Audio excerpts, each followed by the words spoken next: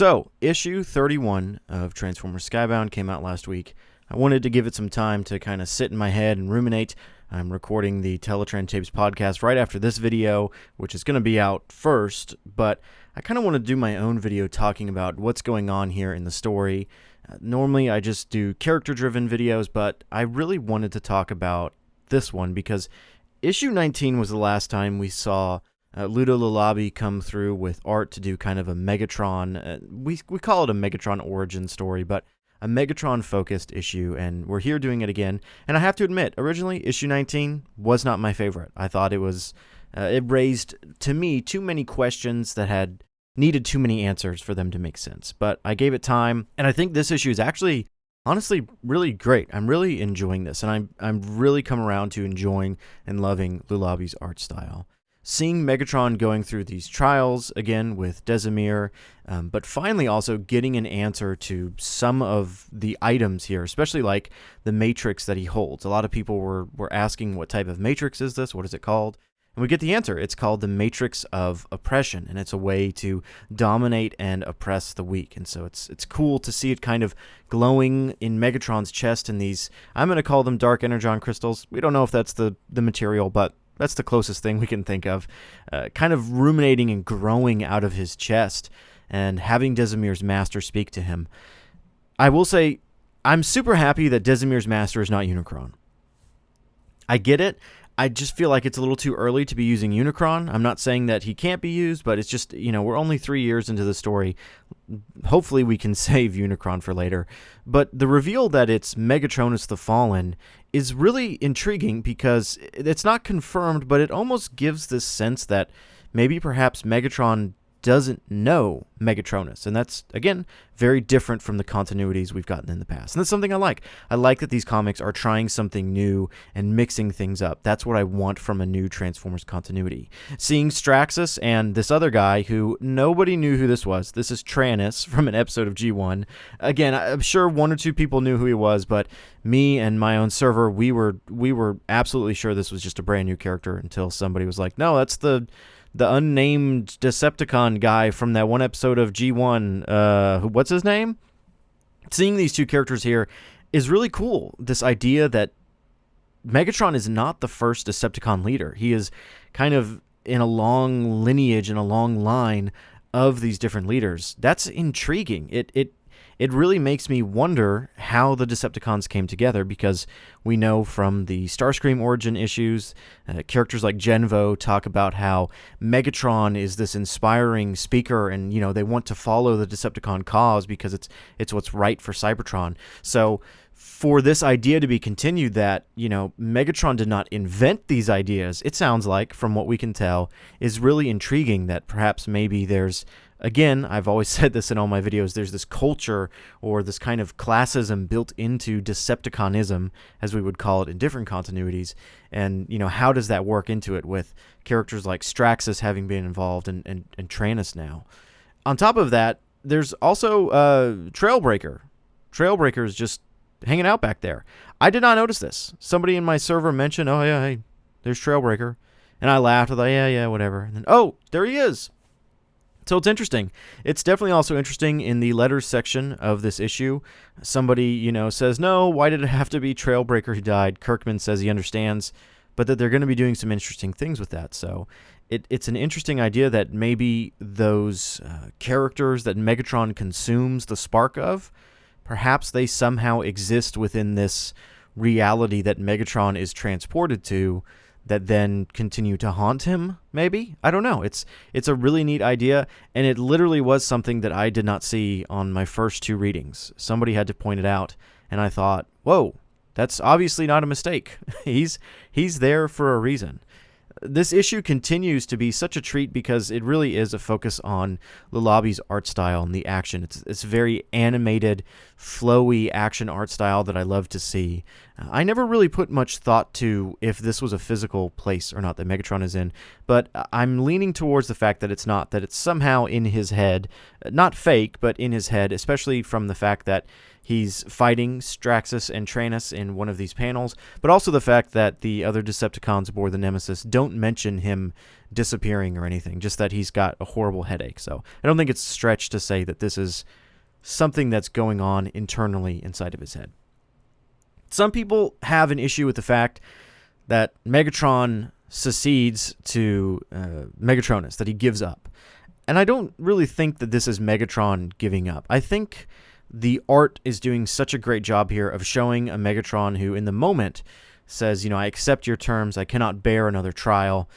He follows along this voice to this massive Decepticon castle, which looks so cool, with all these planets in the background. Who knows what they are? They're moons or something of Cybertron. But Megatron, later he says that his patience wears thin. He's still the same Megatron. He was saying what he was saying to get himself out of the constant pain. He says, still we play games. He's obviously angry.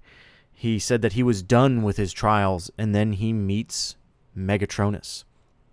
And it's just amazing because we get to hear more about, the power of the matrix of oppression. And you can tell that for a moment, Megatron is considering what his next move will be. Megatron is not just saying, okay, I'm yours now. I'm your slave. I'm your servant. I'll do whatever you want. But he's considering what his moves are. The fallen, Megatonus, even says that. He says, choose your next actions wisely. You cannot return to the trials from here. The matrix offers only oblivion as alternative to servitude. And we get this panel of Megatron thinking and saying servitude. Megatron is playing the game. He's trying to figure out his best move here. And the best move for him is to not die. And so he says that he will follow his dark path. And again, the dialogue even does it. As much as I dislike Kirkman's ... he says, I will ... walk your path. And so you can kind of tell by the art and the way it's written that Megatron is not just giving up and giving himself over to Megatonus. He's fighting back inside of his head. He doesn't want to do this, but he has to survive. This artwork here is also absolutely amazing. Being able to read it on a computer really shows you, and I'll do a transition here to show you how Megatron is kneeling before Megatonus, and then it kind of just all disappears and goes away, and he's inside of the Nemesis, and he falls back, and he kind of comes back to the Nemesis, but he's being enveloped by these dark crystals that are transforming him. And of course, Skywarp is wondering, what is he turning into? Personally, I don't really hope that it's Galvatron. Again, kind of like with Unicron, I think it might be a little too early. I'm not saying Galvatron has to be connected with Unicron. Again, let's try some new things. So, hey, maybe we're going to get, Megatron Dragon mode from, Galvatron Dragon mode from Cyberworld, or Megatron Bull mode. Bring those designs in. I'm all for it. It's really neat. We've gotten a new Optimus design, and it seems like we're getting a new Megatron design, and I think it's a great way to kind of complete this bridge between the original Daniel Warren Johnson run and that story that was being told, and kind of this new, more out there story to Transformers, kind of leaving some of the more Generation 1 ideas behind. Not that they're bad, but kind of evolving and moving towards something a little more, I don't want to say original, but a little more different from what we've been getting.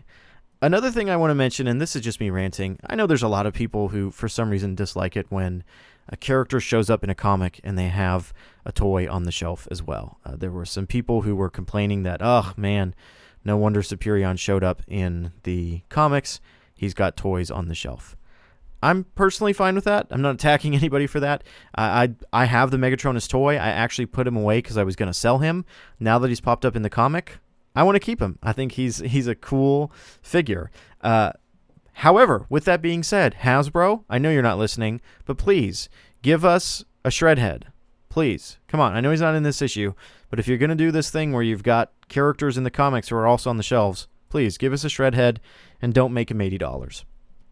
Anyways, again, a bit of a different video, not much here in terms of character analysis. I do think it's important that we realize that Megatron is not just giving up and giving away his life to Megatonus here. He's obviously playing the long con here. He's trying to find the best possible way out of this situation that he can, because obviously the matrix of oppression is powerful, but it seems like it's maybe a bit more than he can handle at the moment. You know, Megatron wants to be Megatron. He doesn't want to be anyone's servant, but he probably also doesn't want to be dead. So he's trying to figure out his best move here, and I'm super excited to see what he is going to be in the future. And I'm also super excited to see more Megatonus, possibly more Straxxus. TRANNIS, sure, never really cared about him in the first place because I didn't know him. But also, of course, I want to know about Trailbreaker. Trailbreaker being in this kind of ethereal realm of the Decepticons. In my mind, it's got to be because Megatron consumed his spark. Very intriguing. This is really, really what I want from the series, to really get its claws around my brain and go, hey, what about these cool ideas? What if we try this? Again, not every idea is going to land, and that's okay, but this is an idea in concept that I really, really do enjoy, and I hope that we get a lot more of this down the road. Let me know what you guys think in the comments. See you later. Thanks for watching. If you want to join the dialogue and the discussion, I've left a link below to join my community server. It's a lot of fun, very chill, basically a family there. We do movie nights, game nights. We do a monthly call where we talk about all the Energon Universe titles. I would love to see you guys there. Thanks for watching as always, and I will see you. Bye.